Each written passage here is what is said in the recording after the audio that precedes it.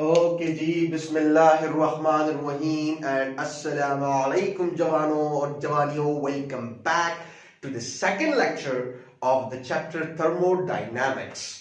अच्छा जी, so in this lecture we are going to understand these things जो कि मैंने लिख करके हैं। सबसे पहले हम समझेंगे और डिसमेंटल करेंगे थर्मोडायनामिक स्टेट वेरिएबल्स को, या बाज़ औक़ात हम इसको स्टेट फंक्शंस भी कह देते हैं, state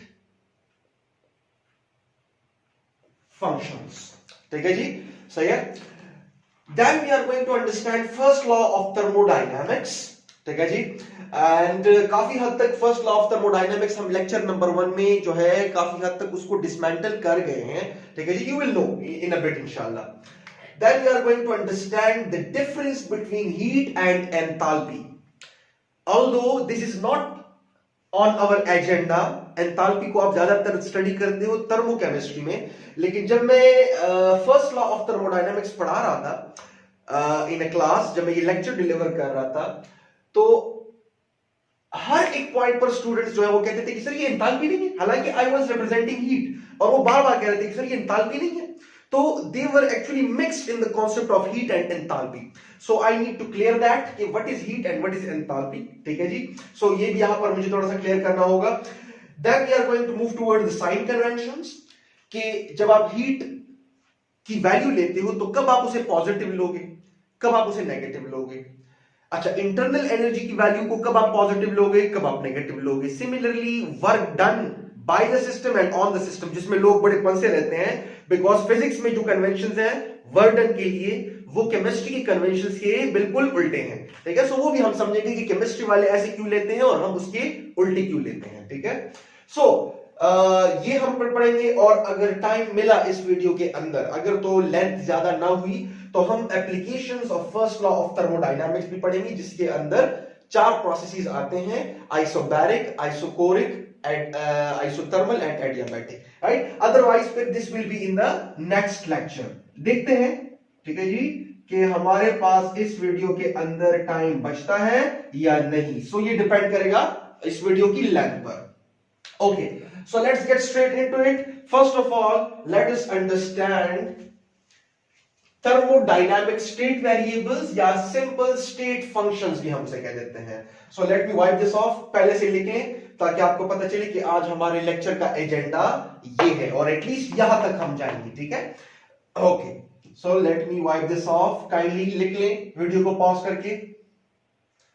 okay, now so first things first, thermodynamic state variables या simple state variables या state functions. So number 1, state variables, right? या फिर इसे state functions भी कहा जाता है, state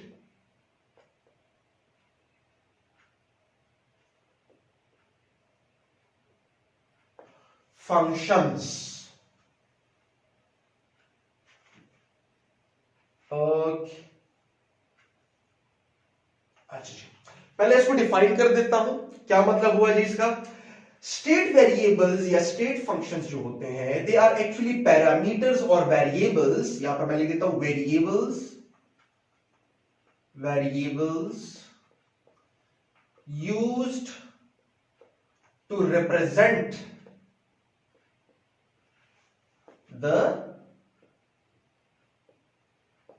state of a system. जो भी आपने गैस लिया हुआ है कंटेनर के अंदर, जो भी चीज आपकी स्टडी के अंदर आ रही है, जिसको आप स्टडी कर रहे हो, तो उसकी हालत को किसी भी इंस्टेंट पर मालूम करने के लिए कुछ पैरामीटर्स हम यूज करते हैं, कुछ वेरिएबल्स हम यूज करते हैं। उन वेरिएबल्स और पैरामीटर्स को हम कहते हैं स्टेट वेरिएबल्स या फिर स्टेट फंक्शंस। ठीक है जी, और वो वेरिएबल्स और पैरामीटर्स कौन से हैं वो मैं यहां पर लिख देता हूं। वो आपके पास है जी, आप कर लो जी, टेम्परेचर, ये आपके पास डेफिनेशन होगी इसकी, राइट। टेम्परेचर हुआ, राइट। दूसरा आप कह सकते हो आपके पास हुआ जी प्रेशर हुआ, राइट। तीसरा आप लिख सकते हो वॉल्यूम। देखिए ये तमाम वो चीजें हैं जो कि आपको किसी भी गैस जो कि आपकी ऑब्जर्वेशन के अंदर है उसकी इंफॉर्मेशन देती है किसी भी इंस्टेंट पर कि गैस अभी या जो सिस्टम है वो अभी किस हालत में है। ठीक है जी। सो टेम्परेचर, प्रेशर, वॉल्यूम, फिर आप लिख सकते हो internal energy which also happens to be one of the state variable। Internal energy से भी आपको किसी गैस या किसी भी ideal gas, I should say, because हम आइडियल गैस ही स्टडी करेंगे, किसी सिस्टम की इंफॉर्मेशन मिल सकती है या किसी सिस्टम की हालत का पता आपको चल सकता है। और last but not the least entropy, जो कि अभी तक आपने नहीं पढ़ा, जो कि इंशाल्लाह से समझेंगे when we will be studying the second law of thermodynamics in terms of entropy। It's a very cool concept। ठीक है जी, ठीक है। अच्छा, तो ये आपके पास जो ये मैंने 5 गिनवाए हैं, ये आपके पास है स्टेट वेरिएबल्स या फिर स्टेट फंक्शंस। ठीक है जी। अच्छा, और ये जो 5 चीजें हैं, इसकी यहां पर ये इंफॉर्मेशन भी आपके पास होनी चाहिए कि दे does not depend upon the path followed, does not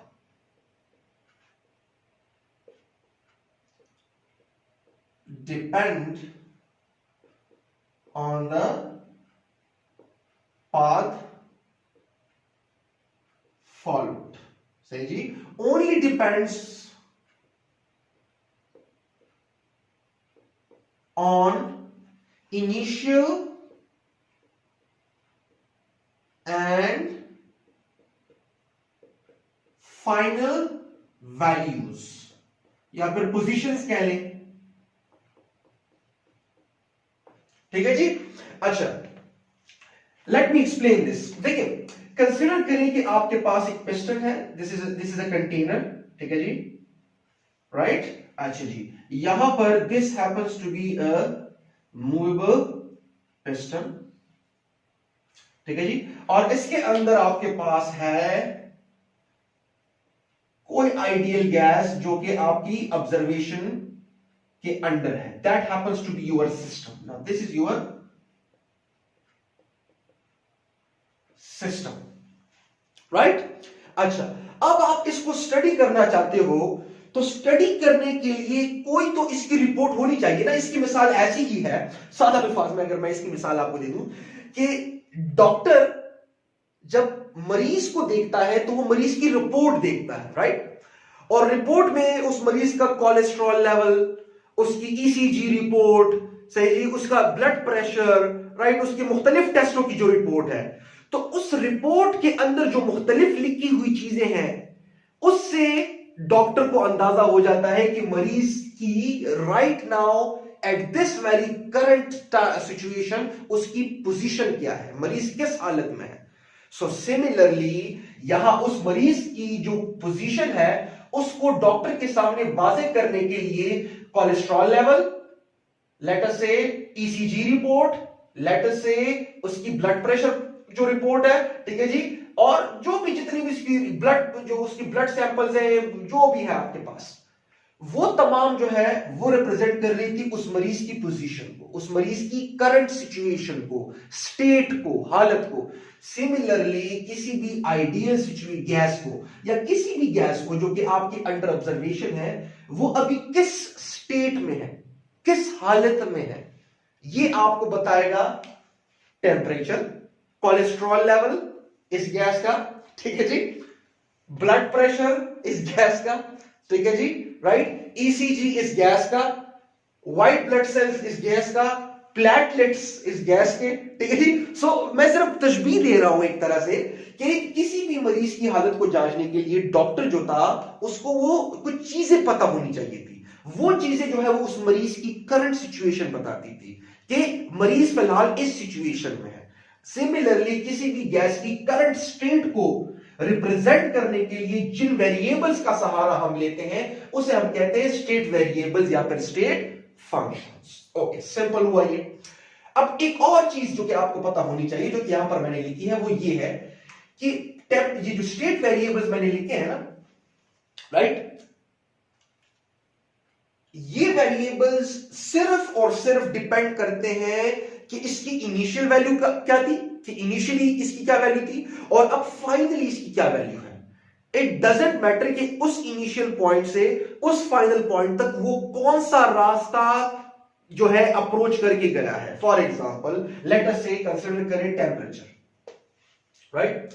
अब मैं लेट अस से इस गैस का टेम्परेचर बढ़ाना चाहता हूं। लेट अस से इनिशियली इसका टेम्परेचर है मेरे पास, मैं कह देता हूं लेट अस से 10 केल्विन, मैं खुद से वैल्यूज ले रहा हूं, और फाइनली इसका टेम्परेचर हो गया जी कितना, 100 केल्विन, राइट। अब 10 केल्विन से 100 केल्विन तक जाने के लिए मेरे पास इंफिनिट तरीके हैं, बहुत सारे तरीकों से मैं कर सकता हूं। फॉर एग्जाम्पल देखते जाए, या तो मैं इसका टेम्परेचर बढ़ा दूं from 10 kelvin to 100 kelvin by heating it,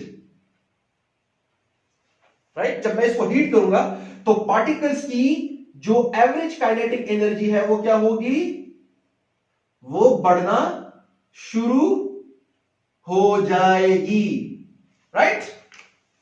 ठीक है जी, initially it was like this, देखते जाए, ठीक है जी। और जैसे मैं हीट दे रहा हूं तो बढ़ रहा है बढ़ रहा है बढ़ रहा है बढ़ रहा है बढ़ रहा है बढ़ रहा है, और पहुंच गया कितने तक, average kinetic energy of the particles of the system कितने तक पहुंच गया, 100 केल्विन तक। अब ये जो मैंने किया from initial from 10 kelvin to 100 kelvin, ये मैंने किया बाय अप्लाइंग सम हीट।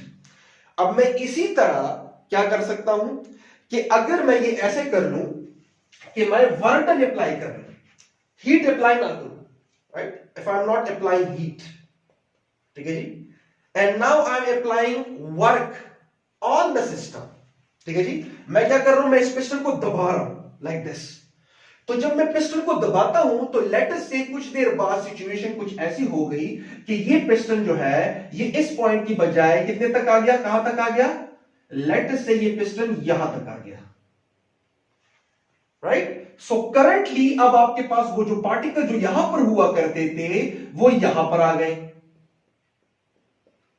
सो जब पार्टिकल्स आपस में करीब करीब आ जाएंगे तो उनकी कोलिजन्स भी बढ़ जाएंगी और average kinetic energy of particles of the system बढ़ जाएगी, और लेट अस से टेंपरेचर चला गया from 10 to 100। This was another way of doing it, right. So doesn't matter कि मैंने उसको कैसे अचीव किया, ठीक है जी। मैंने टेंपरेचर को 10 केल्विन से 100 केल्विन तक मैं किस रास्ते के थ्रू लेकर गया, उस रास्ते पे डिपेंड नहीं करते, बस सिर्फ और सिर्फ वो डिपेंड करेंगे कि इनिशियल पोजीशन क्या है और फाइनल क्या है। दरमियान में अब वो उस इनिशियल से फाइनल तक कैसे गया है, doesn't depend on the path followed, so does not depend on the path followed. चलिए इसकी एक और तरह से एग्जांपल ले लेते हैं। फॉर एग्जांपल मैं इसको हीट कर रहा हूं, राइट, उसी तरह वो हीट वाली सिचुएशन फिर से ले आते हैं, ठीक है जी। मैं इसको क्या कर रहा हूं, हीट कर रहा हूं, और इनिशियली मैंने इसको हीट किया directly from what, from 10 Kelvin, from 10 Kelvin to 100 Kelvin by placing the system on HTR, high temperature reservoir, ठीक है जी। पिछली वीडियो में थोड़ा सा इसका तस्करा हुआ था और आगे भी इसका होगा। मतलब यह है कि मैंने सिस्टम को रख दिया किसी गर्म ऑब्जेक्ट पर, अब वो गर्म कोई भी हो सकता है, बर्नर हो सकता है, कोई भी चीज हो सकती है, ठीक है जी, राइट। और यहां पर ये पार्टिकल्स हैं, ठीक है जी। तो एक मैंने अचीव किया, कैसे, एक मैंने अचीव किया कि मैंने डायरेक्टली उसके ऊपर रखा एचटीआर के ऊपर, और डायरेक्टली टेंपरेचर जो है वो बढ़ गया फ्रॉम 10 केल्विन टू 100 केल्विन। तो एक तो ये हुआ।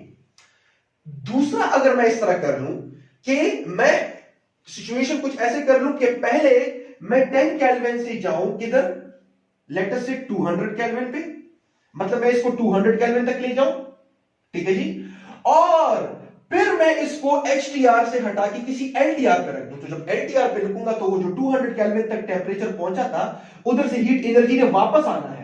एलटीआर मींस कि इसका टेंपरेचर अब इस सिस्टम से लेस है, so energy, heat energy is supposed to be flowing from high temperature to low temperature. तो अब हीट निकलेगा, तो जब हीट निकलेगा तो पहले मैंने एचटीआर पे रखा हुआ था, हीट जा रहा था, टेंपरेचर बढ़ गया फ्रॉम 10 केल्विन टू 200 केल्विन, ठीक है जी। अब मैंने उसको एलटीआर पे रख दिया है, राइट। अब वो हीट उल्टा वापस आएगा, तो जब वो हीट वापस आएगा तो लेट अस से टेंपरेचर कम हो रहा है, तो जाहिर सी बात है उसने 100 से तो गुजरना है ना। तो जब 100 पर आ गया तो मैंने एलटीआर को यहां से हटा दिया। तो this was another way of achieving it, कि मैंने पहले 10 को 200 तक लेकर गया, फिर 200 को नीचे 100 तक लेकर गया। सो एक ये रास्ता था पाथ 1, और दूसरा ये रास्ता है अल्टरनेट पाथ 2। आप देखोगे कि प्रेशर जो है यहां पर, चाहे इस रास्ते से, सॉरी टेंपरेचर चाहे वो इस रास्ते से आपने बढ़ाया है या इस रास्ते पे आपने बढ़ाया है, डजंट मैटर, ठीक है जी। The only thing that is matter इज कि फाइनल क्या है और इनिशियल क्या है, ठीक है जी। So that is what I was trying to convey to you कि स्टेट वेरिएबल जो है वो पाथ फॉलोड पे डिपेंड नहीं करते, वो सिर्फ और सिर्फ इनिशियल और फाइनल वैल्यूज पे डिपेंड करते हैं।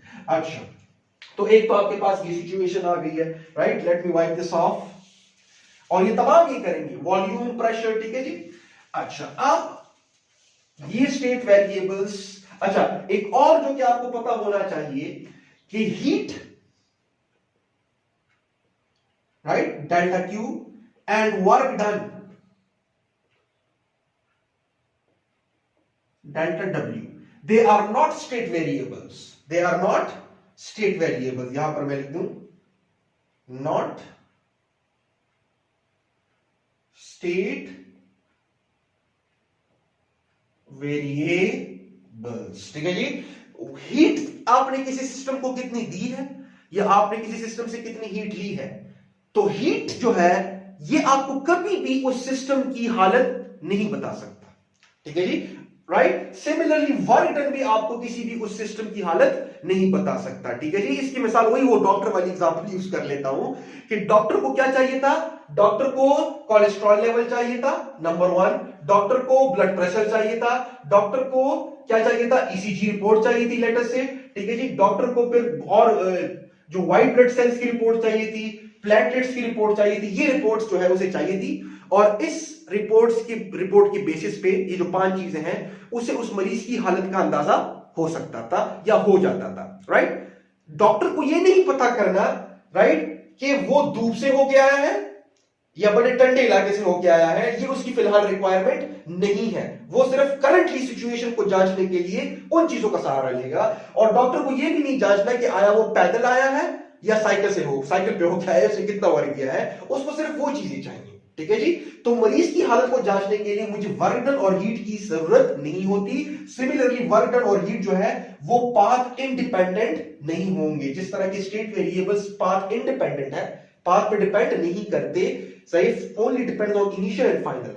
इनिशियल से फाइनल तक आपने जो भी रास्ता इख्तियार किया है उस रास्ते पे डिपेंड नहीं करते।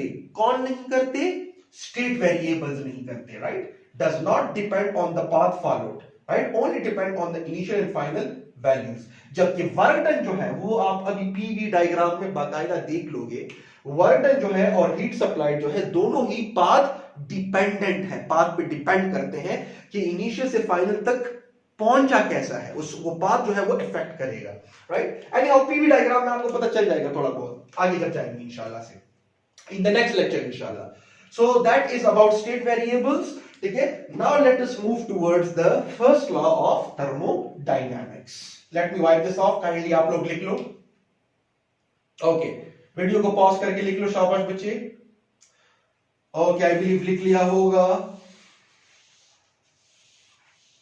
ओके, चलिए अब आते हैं first law of thermodynamics. Okay जी, so now let us move towards the first law of thermodynamics. Now definition मैंने आप लोगों के सामने पहले से लिख रखी है। Now what does this say? First law of thermodynamics is actually on the basis of law of conservation of energy. कि whatever heat that you supply to the system, right? The heat supplied to or taken out of the system, जो कि अभी हम पढ़ने वाले हैं, फिलहाल मैं हीट सप्लाई की बात कर रहा हूं। So this is the heat supplied to the system. सो जब भी आप सिस्टम को, let us say right now this is your system and let me place this system on what, on HT R, high temperature reservoir, किसी भी गर्म object पे आप रख दो जिसका टेम्परेचर जो है वो इस सिस्टम के टेम्परेचर से ज्यादा हो. So now heat will be supplied to the system. This is the system जो कि आप जिसको ऑब्जर्व कर रहे हो. So heat is going to be supplied to the system. Now this is heat supplied. Heat supplied. ठीक है जी. So whenever you supply heat to the system, so that heat supplied will be utilized in two ways.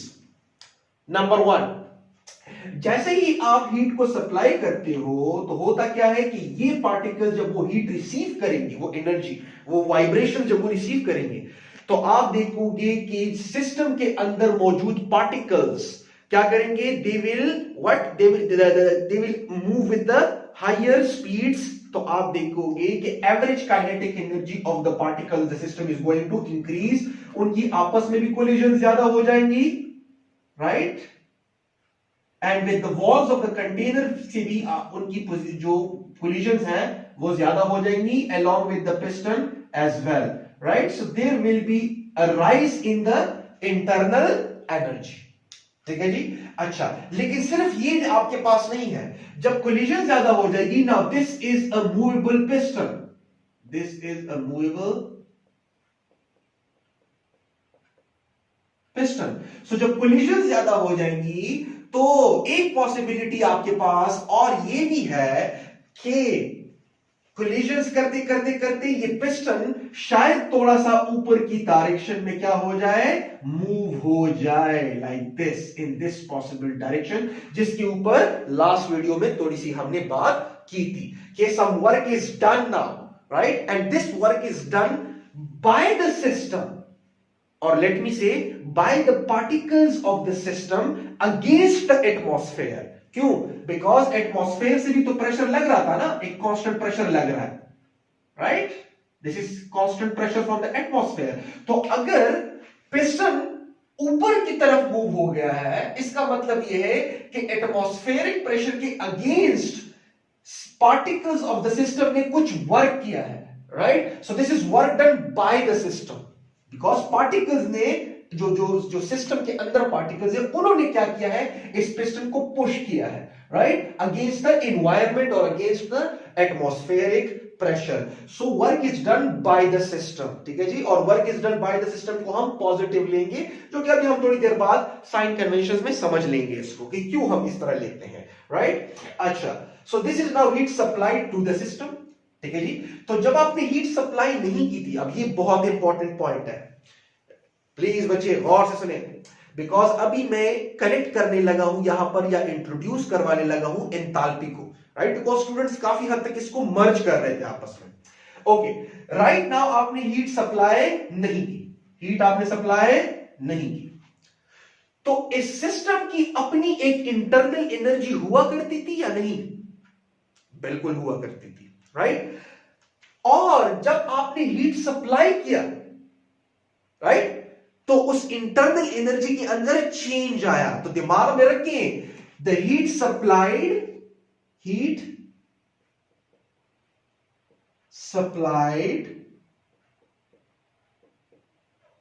is not equal to the internal energy of the system, right. Heat supplied is not equal to the internal energy of the system. Rather, we should say that the heat supplied is equal to the rise in the internal energy of the system. This is change. If you can see this, change in the internal energy of the system. And in this particular process, when the heat is supplied to the system, then the change will be of what? Rise in the internal energy of the system. याद रखिएगा, अक्सर students में गलत होते हैं, जो कि अभी मैं एंथैल्पी के साथ कनेक्ट करने लगा हूं. ये इंटरनल एनर्जी की वैल्यू नहीं है, ये उस इंटरनल एनर्जी के अंदर आने वाला चेंज है. बिकॉज वो चेंज क्यों आया? बिकॉज आपने हीट सप्लाई की. अगर आपने हीट सप्लाई ना की होती और ये एक आइसोलेटेड सिस्टम होता, तो ना तो इसकी इंटरनल एनर्जी ने ज्यादा होना था, ना तो इसकी इंटरनल एनर्जी ने कम होना था. बिकॉज ना तो आपने हीट सप्लाई की, ना आपने उससे हीट यहां पर एक्सट्रैक्ट की है, right. But when you supplied the heat, so there is a change in the internal energy, and in this particular process there is a rise in the potential energy, और rise in the potential energy के साथ साथ कुछ ना कुछ जो है वो वर्क डन भी हुआ है। तो the heat supply to the system is utilized in 2 veg.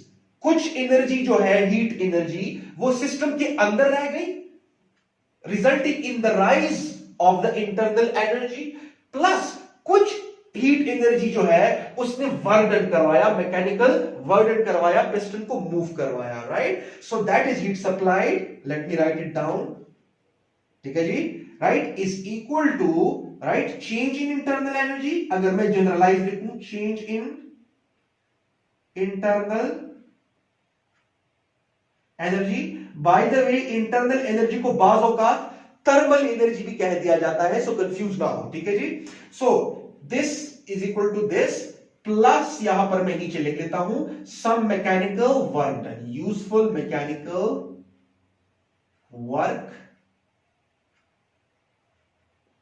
Done, ठीक हुआ जी। सो अब आपके पास ये सिचुएशन है। अच्छा, अब यहां पर अगर आप देख लो, heat is supplied to the system. सो जब टू द सिस्टम है, so there is positive sign. मैं अभी स्लोली ग्रेजुअली मूव कर रहा हूं टुवर्ड्स द साइन कन्वेंशंस, ठीक है जी। And there is a rise in the internal energy. Change जो है वो दो तरीकों का हो सकता है, वो कमी का चेंज भी हो सकता है, ज्यादती का चेंज भी हो सकता है। फिलहाल जो चेंज आ रहा है वो ज्यादती वाला चेंज आ रहा है, so there is a positive sign as well. And work is done by the system, so that is positive as well. क्यों पॉजिटिव है? वो इसलिए पॉजिटिव है बिकॉज अगर आप वर्क डन देख लो तो इसकी जगह मैं क्या लिख सकता हूं, I can write P into delta V। और do tell me one thing, pressure आपके पास फिलहाल कांस्टेंट है, जो कि अभी हम जो नेक्स्ट लेक्चर में हम आइसोबैरिक प्रोसेस के थ्रू हो गएंगे, बिकॉज एटमॉस्फेरिक प्रेशर तो कांस्टेंट है यहां पर। अब यहां पर हो क्या रहा है कि जो वॉल्यूम बढ़ा है, राइट, क्या वॉल्यूम के अंदर जो चेंज आया है वो कमी वाला चेंज है? नो, ज्यादती वाला चेंज है। So delta V will be positive, मतलब final volume minus initial volume, that will be a positive value. So that is why हम फिजिक्स में बर्डन को हमेशा पॉजिटिव लेते हैं, ठीक है जी, when it is work done by the system, ठीक है जी। सो ये आपके पास सिचुएशन है कि यहां पर आपके पास ये हुआ। खैर इंशाल्लाह से साइन कन्वेंशंस में आ जाएगा। अब अगर मैं उल्टा कर दूं, अगर मैं हीट सप्लाई ना कर दूं बल्कि क्या कर लूं, हीट, राइट, एक्सट्रैक्टेड, ठीक है जी। तो यहां पर चेंज इंटरनल एनर्जी, यहां पर चेंज क्या था, राइज इन इंटरनल एनर्जी था, and plus useful mechanical work done by the system, bye the system पर। अब यहां पर क्या हो जाएगा, अब आपके पास सिचुएशन जो है वो बदल जाएगी। वो कैसे हो जाएगी कि हीट एक्सट्रैक्शन कैसे होगी कि now I am going to, किधर गया भाई, I am going to connect, instead of HTR I am going to connect LTR, ठीक है जी। LTR means कि सिस्टम के मुकाबले में जिस ऑब्जेक्ट पर आपने सिस्टम रखा हुआ है उस ऑब्जेक्ट की टेम्परेचर जो है की वैल्यू कम है। So heat instead of moving into the system will be coming out of the system. So this is now heat extracted from the system, heat sucking out of the system. So क्या होगा जी, so it is heat extracted. अच्छा, अब जब ये heat इस system से बाहर निकलेगा तो सिस्टम से बाहर निकलने का मतलब यह है कि पार्टिकल्स की जो काइनेटिक एनर्जी है उसने कम होना है, एवरेज काइनेटिक एनर्जी कम होगी बिकॉज वो एनर्जी बाहर निकल रही है, राइट। सो जब एवरेज काइनेटिक एनर्जी कम होगी तो वो जो यहां पर यूनिट एरिया जो बार बार कोलिजन्स हो रही थी वो भी क्या हो जाएंगी, कम हो जाएंगी, राइट। क्यों? बिकॉज पार्टिकल्स का तमाम तर गुस्सा जो है वो बाहर निकाला जा रहा है इस शक्ल में, राइट, हीट टेकन आउट, ठीक है जी। सो अब आप देखोगे कि वो पिस्टन जो कि ऊपर की तरफ गया था उल्टा नीचे की तरफ आने लग जाएगा। क्यों नीचे की तरफ आने लग जाएगा? वो इसलिए बिकॉज पार्टिकल्स की यहां पर जो कोलिजन्स थी वो कम से कम होती जा रही है, और जब पार्टिकल्स की कोलिजन्स यहां पर कम से कम होती जाएंगी सो आप देखोगे कि वो एटमॉस्फेरिक प्रेशर के मुकाबले में इस सिस्टम का इंटरनल जो प्रेशर है वो कम हो जाएगा। So piston is suppose to be moving down, right, like this, नीचे आता जाएगा। Now this is work done on the system, right, on the system, और कौन कर रहा है? एटमॉस्फेयर कर रहा है, राइट। देखिए जब पिस्टन ऐसे जा रहा था, so it was burden bye the system on atmosphere. Now अब जब पिस्टन ऐसे आ रहा है, now this is work done by the atmosphere on the system, right, push किया जा रहा है। सो होगा क्या कि वॉल्यूम में कमी आ रही है, so delta V will be negative, so automatically इधर नेगेटिव साइन निकल आएगा, right. So that is the thing कि now heat extracted, right, will be equal to fall in internal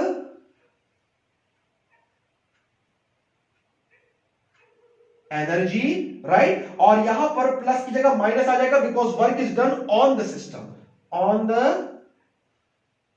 system, ठीक है जी। Let me write it in much more simple way, right, थोड़ा सा messed up हो गया है लेकिन आई बिलीव काइंडली ये आप लोग लिख लो, शाबाश, ये आप लोग लिख लो ताकि मैं यहां पर किसी तरह की टर्म्स में लिख दूं, वीडियो को पॉज करके लिख लो,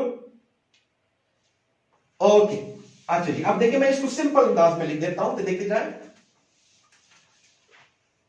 कि जब हमने HTR पे कनेक्ट किया था, राइट, लाइक दिस, कि ये आपके पास सिस्टम हुआ, राइट, आपने क्या किया, उसे HTR पे रखा, राइट, तो हीट जो है वो सप्लाई हुआ, राइट, तो heat supplied to the system is positive is equal to, यहां पर पार्टिकल्स की इंटरनल एनर्जी में राइज आया, so rise in the internal energy is also positive, and चूंकि पिस्टन जो है वो ऊपर की तरफ मूव हुआ, so rise there is a change in volume and change in volume is greater than zero, so work done is also positive, so work done भी आपके पास पॉजिटिव हुआ because work is done by the system. अब अगर उल्टा हो जाए कि अब अगर मैं यही सिस्टम लूं, राइट, और मैं इसको रख दूं किसके ऊपर, LTR के ऊपर, सो हीट जो है वो उल्टा अंदर जाने की बजाय बाहर निकलेगा।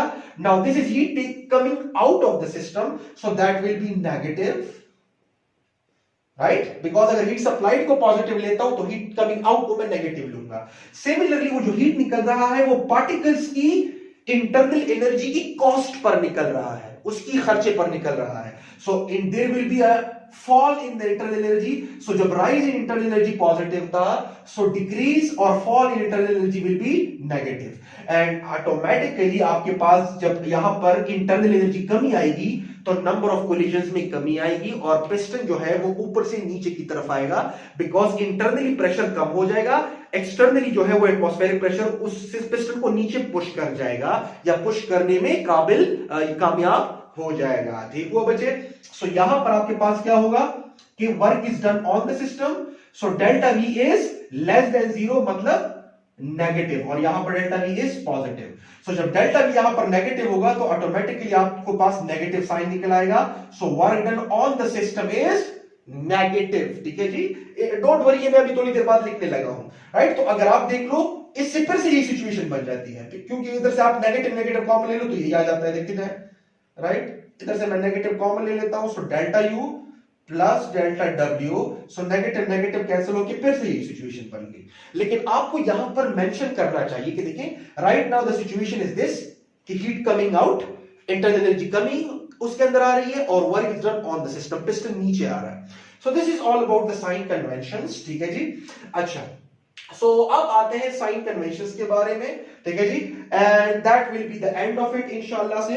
सो आते हैं साइन कन्वेंशंस के बारे में और थोड़ा सा एंथैल्पी को यहां पर दरमियान में घसीटते हैं कि एंथैल्पी क्या यहां पर क्या काम है।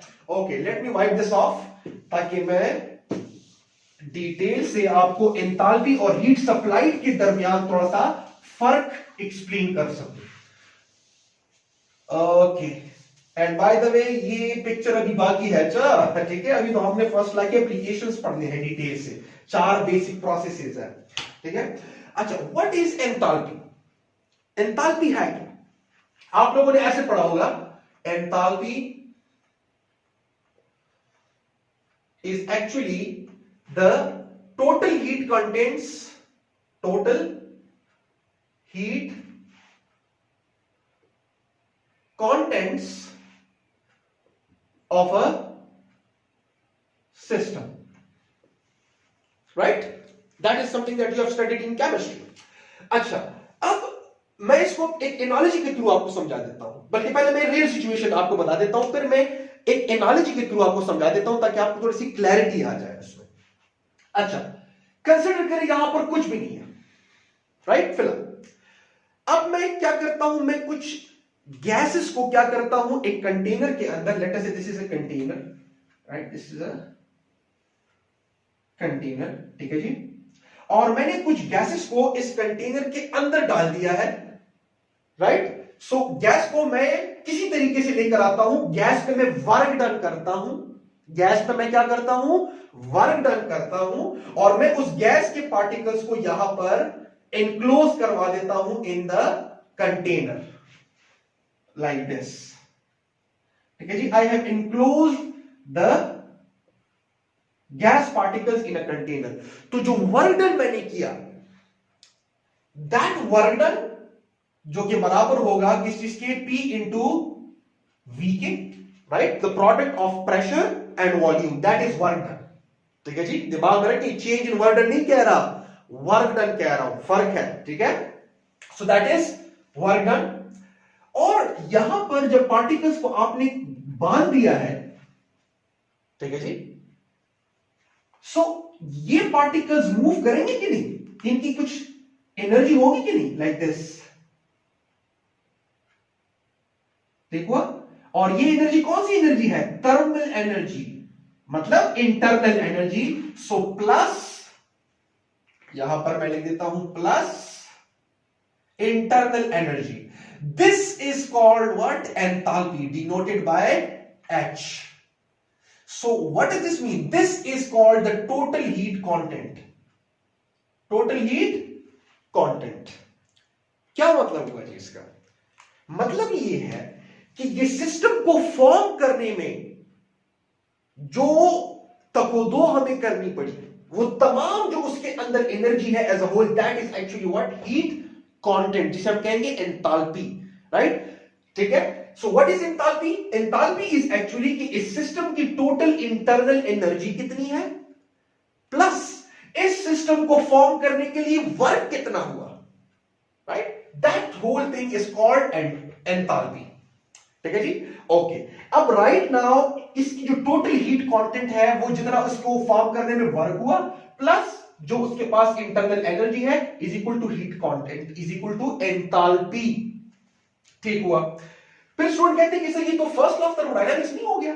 नो बच्चे, this is not first law of thermodynamics, let me explain it to you.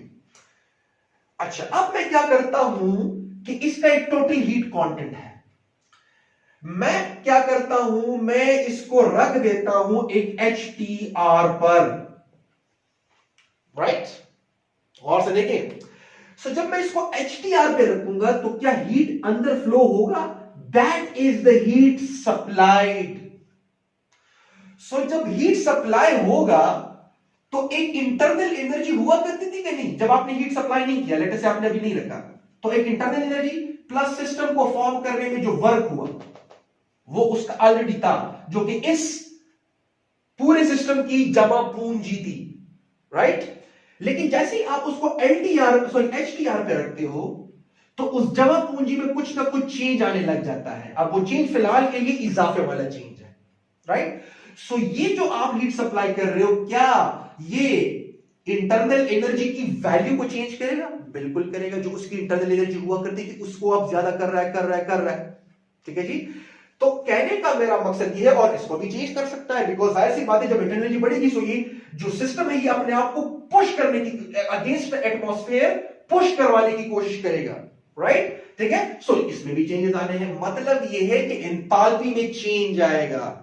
सो याद रखिएगा, जो आपने हीट सप्लाई किया है, दिस इज हीट सप्लाइड,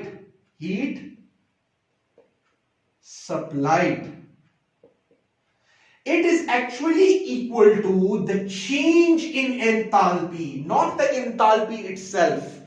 देखिए, enthalpy is the total heat contents. अब उस total heat content के अंदर अगर आपने change लाना है, so you have to supply heat. So heat supplied is actually equal to the change in enthalpy,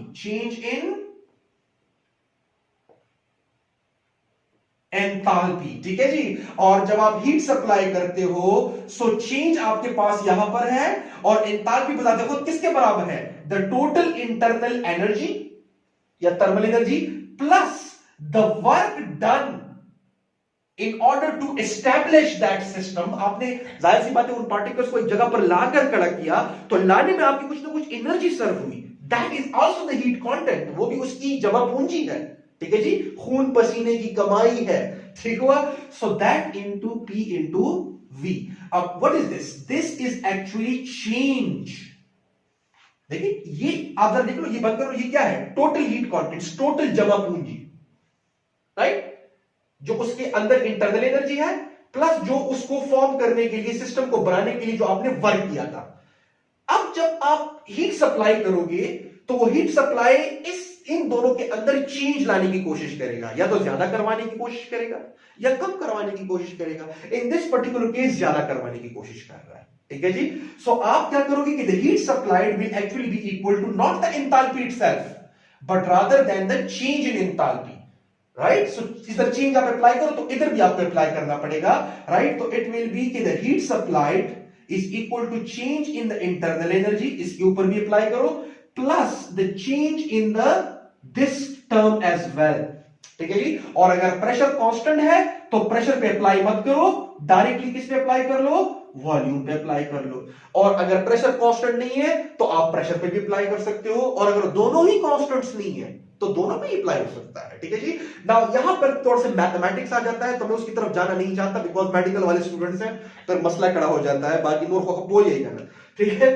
so what is the take away from this topic? The take away from this topic is कि heat is not enthalpy, heat supplied is actually equal to the change in enthalpy at constant pressure। फिलहाल के लिए मैं assume कर लेता हूं, तो P is constant तो वॉल्यूम में चेंज आएगा, तो यहां पर ही वॉल्यूम पड़ेगा। सो एंथैल्पी क्या है? ये उस सिस्टम की टोटल जमा पूंजी थी जब आपने उसको हीट सप्लाई नहीं की थी, लेकिन जब आप उसे हीट सप्लाई करते हो तो आप उस जमा पूंजी के अंदर चेंज ला रहे हो, और वो जमा पूंजी जो है वो दो चीजों पर मुश्तमिल है।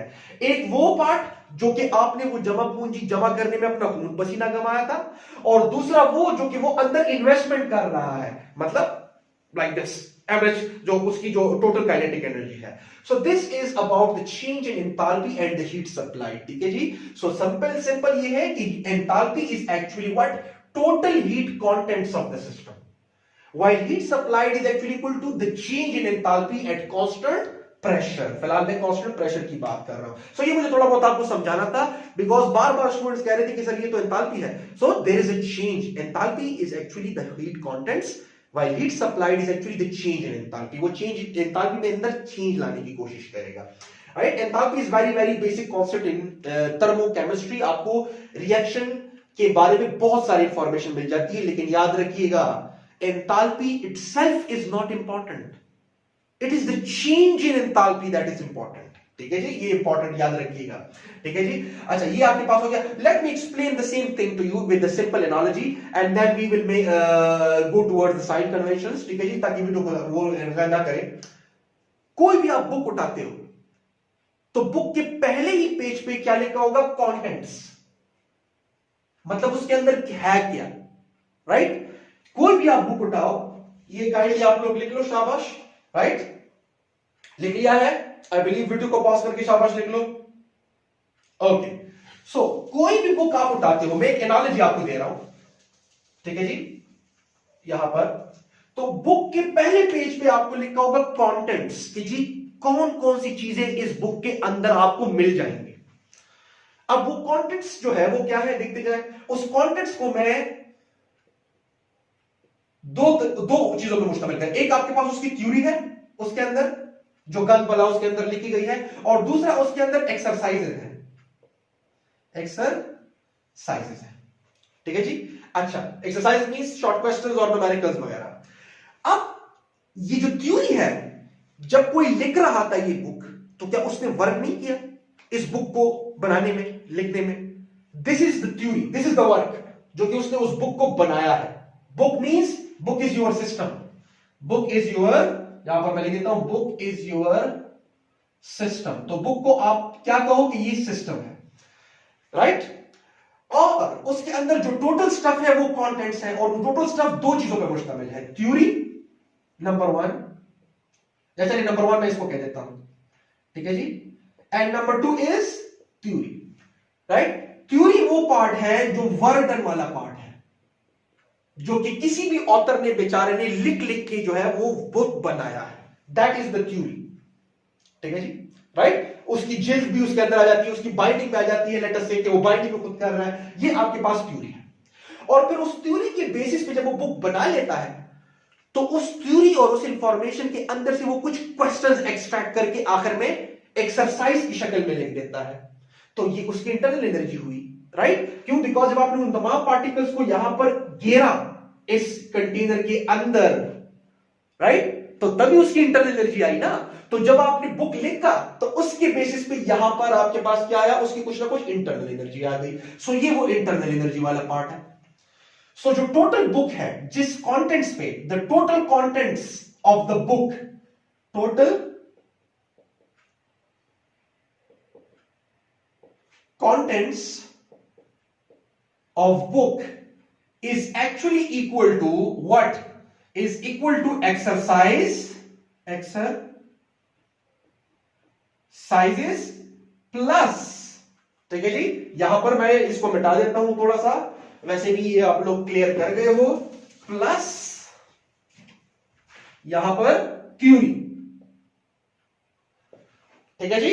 सो total content of the book is actually enthalpy, enthalpy, let me write that with black. Enthalpy is equal to exercises means आपके पास क्या हुए जी, इंटरनल एनर्जी, प्लस जो ऑथर ने मेहनत की थी उस बुक को लिखने में, जो उसने वर्क किया है, PV. Now this is the total contents of the book, जो कि मुश्तमिल है एक्सरसाइजेस और जो ऑथर ने लिखा है उसके अंदर, थ्योरी जो उसके अंदर लिखी हुई है, टॉपिक्स लिखे हुए हैं डिटेल के साथ। ठीक हुआ? अच्छा, अब जब आप लेक्चर अचीव करते हो, राइट, फॉर एग्जांपल मैं लेक्चर दे रहा हूं आपको, बुक अभी आपके सामने है, बुक के अंदर टोटल कंटेंट्स पड़े हुए हैं, एक्सरसाइज भी है और थ्योरी भी है। ठीक है जी। लेट अस से बुक के अंदर, सही जी, कोई ऐसी इंफॉर्मेशन है जो कि नहीं है और मेरे से आपको मिल गई, मैं वो आपको बता रहा हूं। आप कहते हो यार जल्दी से इसको बुक के ऊपर लिख दो। बात स्टूडेंट्स होते हैं ना जो कि बुक के ऊपर ही लेक्चर नोट करते हैं, राइट, स्मॉल स्मॉल पेंसिल से लिखकर। तो वो क्या है, वो जो आप नोट कर रहे हो ना उसके ऊपर, that is the heat supply to the book, because वो बुक की खूबसूरती में या बुक की कंटेंट्स के अंदर मजीद इजाफा कर रहा है, राइट। वो बुक की थ्योरी में मजीद इजाफा कर रहा है और वो बुक के एक्सरसाइज में भी मजीद इजाफा कर सकता है। अगर मैं आपको कोई out of the way question बता दूं कि ये क्वेश्चन ऐसे भी आ सकता है, तो आप नोट कर लेते हो, क्योंकि एक्सरसाइज के साथ ये भी नोट कर ले, तो एक्सरसाइज के अंदर इजाफा हुआ कि नहीं, राइट। और अगर मैं आपसे कहूं कि ये डेफिनेशन ऐसे भी लिख सकते हो आप, तो वो डेफिनेशन जो वर्ड जो ऑथर ने किया था उसके अंदर आपने इजाफा किया भी नहीं। तो कहने का मकसद ये है कि जब आप इसके अंदर इजाफा करते हो या इसके अंदर या दोनों के अंदर, तो आप overall total contents of the book के अंदर इजाफा कर रहे हो, राइट। अगर आप कोई भी पुरानी बुक उठा के देख लो तो उसके अंदर जो स्टूडेंट्स ने लिखा होगा, तो सिर्फ ऑथर की लिखी हुई चीजें नहीं होंगी, बल्कि लेक्चर के दौरान जो उन्होंने चीज नोट की होगी, राइट, वो भी उन्होंने लिखी होगी। सो जो लेक्चर के दौरान उन्होंने चीजें नोट की है, that is adding up to the total contents of the book. जो teacher, right, this is a teacher जो आपको बातें बता रहा है, इंफॉर्मेशन, वो आप उस बुक के अंदर क्या कर रहे हो, नोट कर रहे हो, that is adding up to the total. So this is actually what, heat supplied. So जब आप हीट सप्लाई करते हो तो वो उस टोटल कंटेंट्स के अंदर क्या लेकर आता है, चेंज लेकर आता है। और वो टोटल कंटेंट्स के अंदर चेंज इसमें भी हो सकता है और इसके अंदर भी हो सकता है। सो जो मैं अभी आपको टीच कर रहा हूं, this is actually heat supplied to you people. और वो जो आप लिख रहे हो वो एक्स्ट्रा इंफॉर्मेशन, अगर तो एक्स्ट्रा है बुक के अलावा, तो वो ऐड होता जा रहा है into the exercise as well as theory, मतलब into the work done and into the internal energy, जो कि ओवरऑल उस बुक के टोटल कंटेंट्स के अंदर इजाफा ला रहा है, राइट। अब उस बुक के अंदर सिर्फ वो कंटेंट्स नहीं है जो कि एक्सरसाइज में लिखे, जो कि ऑथर ने लिखे थे, बल्कि आपने मजीद इजाफा कर दिया है। So that is kind of an analogy, right, to understand what, to understand the concept of enthalpy and distinguish it from the heat supplied. ठीक है जी। So that's the end of the lecture. Sign convention जो है वो इंशाल्लाह से next lecture में मैं वो जल्दी बता दूंगा आपको डिटेल के साथ। सो that's the end of the lecture. अस्सलामु अलैकुम।